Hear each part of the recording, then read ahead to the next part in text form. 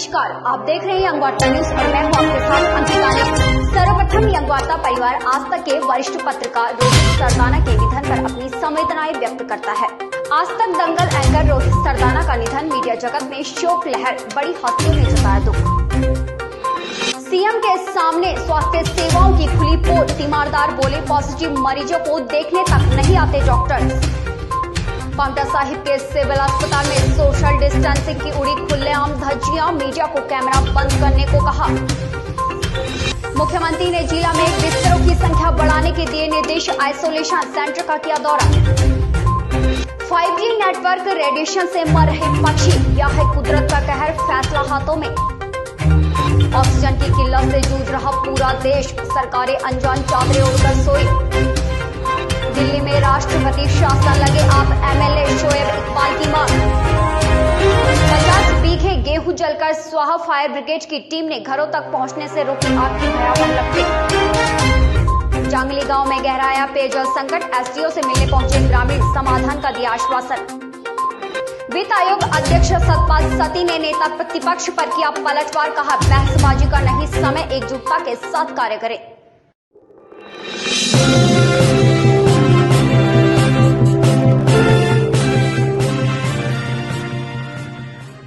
और समाचार अब विस्तार से। मशहूर एंकर और वरिष्ठ पत्रकार रोहित सरदाना का आकस्मिक निधन हो गया है, जिससे संपूर्ण मीडिया जगत में शोक की लहर दौड़ आई है। बता दें कि हृदय गति रुकने से उनका निधन हुआ है। हालांकि कुछ दिनों से वह कोरोना संक्रमित भी थे। रोहित की उम्र महज 42 साल ही थी और अपने पीछे हंसते खेलते परिवार व 2 नन्ही जान को छोड़कर वह चले गए।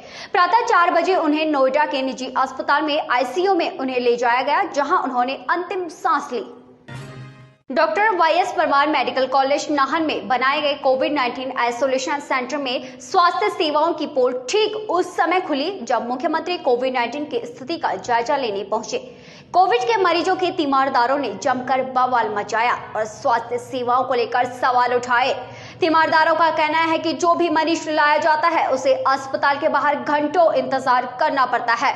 वहीं जब मुख्यमंत्री मौके पर पहुंचे तो कोरोना से जान गंवा चुके शख्स की पत्नी भी आइसोलेट सेंटर के बाहर तड़प रही थी, जो खुद कोरोना पॉजिटिव है। महिला 2 से 3 घंटे अस्पताल के बाहर बैठी रही। लोगों ने डॉक्टरों पर भी कई आरोप जड़े हैं।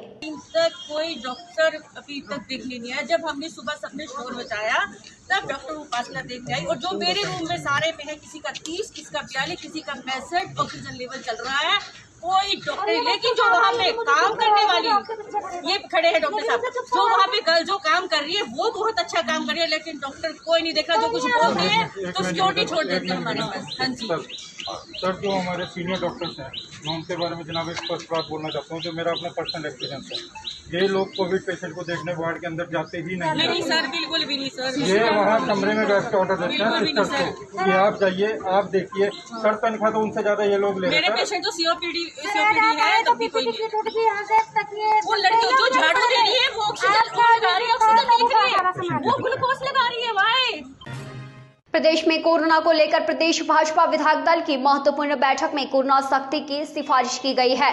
देर शाम तक चली शिमला के पीटर हॉल में मुख्यमंत्री की अध्यक्षता में भाजपा विधायक दल की बैठक में अहम चर्चा की गई। विधायकों का कहना है कि शहरों के लिए 2 दिनों के अवकाश को 3 दिन तक बढ़ाकर जनता को कोरोना कर्फ्यू लगाना चाहिए, ताकि संक्रमण की चेन टूट सके। शहरी विकास मंत्री सुरेश भारद्वाज ने कहा कि धारा 144 जैसे प्रावधान करने की जरूरत पर विधायकों ने सहमति जताई है। जहां एक तरफ कोरोना से संपूर्ण देश में हाहाकार मचा हुआ है, तो वहीं सिविल अस्पताल की व्यवस्थाएं बिल्कुल चरमरा गई हैं। बार बार खबर उठाने पर भी अस्पताल प्रशासन की लापरवाही सामने आ रही है। कोरोना के इस दौर में जहां एक ओर सोशल डिस्टेंसिंग के लिए प्रेरित कर रहे हैं, तो वहीं दूसरी ओर सिविल अस्पताल पांवटा साहिब में लोग नियमों की अवहेलना करते नजर आ रहे हैं। स्क्रीन पर आ रही तस्वीरें इस बात का प्रमाण है कि अस्पताल में कोई व्यवस्था नहीं है।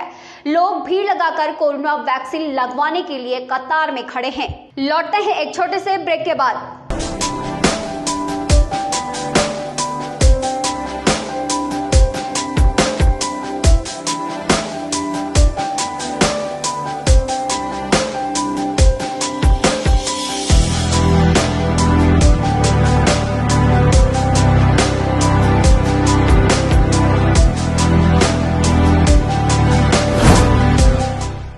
भूषण ज्वेलर्स, अनमोल रिश्तों के लिए।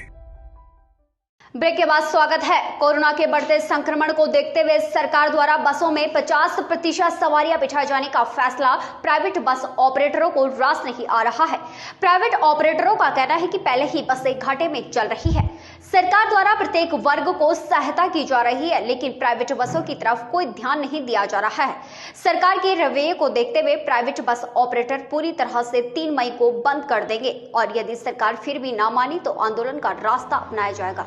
हम चाहते हैं कि परिवहन मंत्री जी या फिर प्रिंसिपल सेक्रेटरी ट्रांसपोर्ट ये प्रेस रिलीज जारी कर दें कि भाई हम अगली कैबिनेट बैठक में निजी बस ऑपरेटर की मांगों पर बिल्कुल चर्चा करेंगे और इसके ऊपर सकारात्मक फैसला लेंगे और टैक्स माफी की और वर्किंग कैबिनेट जो उनकी मांग है बिल्कुल जायज मांगे, हम इसके ऊपर फैसला करेंगे।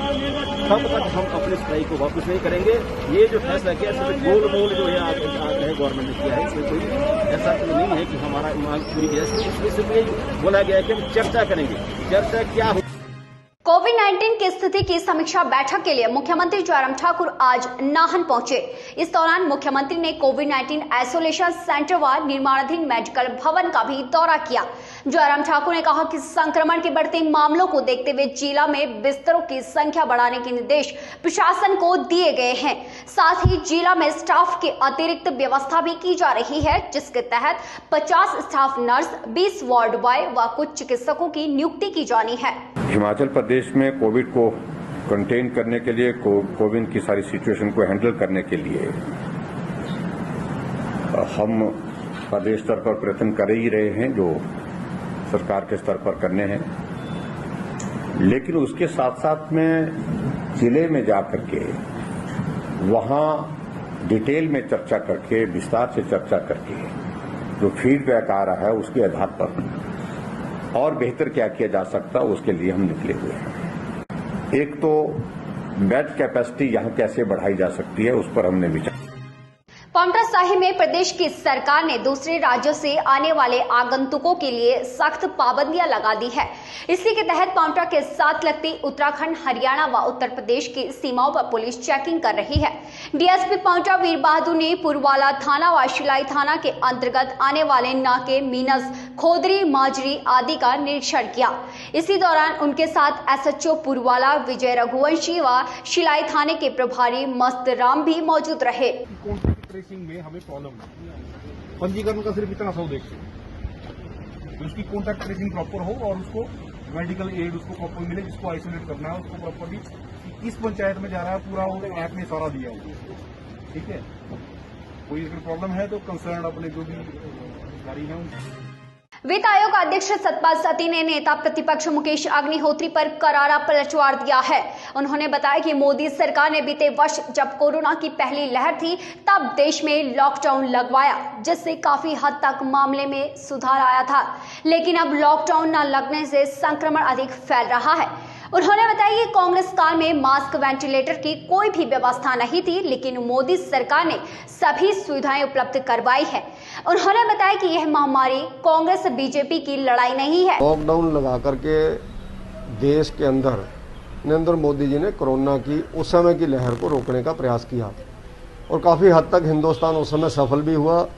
यूरोपियन कंट्रीज में उस समय बहुत तबाही हुई, बहुत लोगों की मौतें हुई, लेकिन उसके बाद धीरे धीरे लॉकडाउन खुला और लॉकडाउन खुलने के बाद आवाजाही शुरू हुई।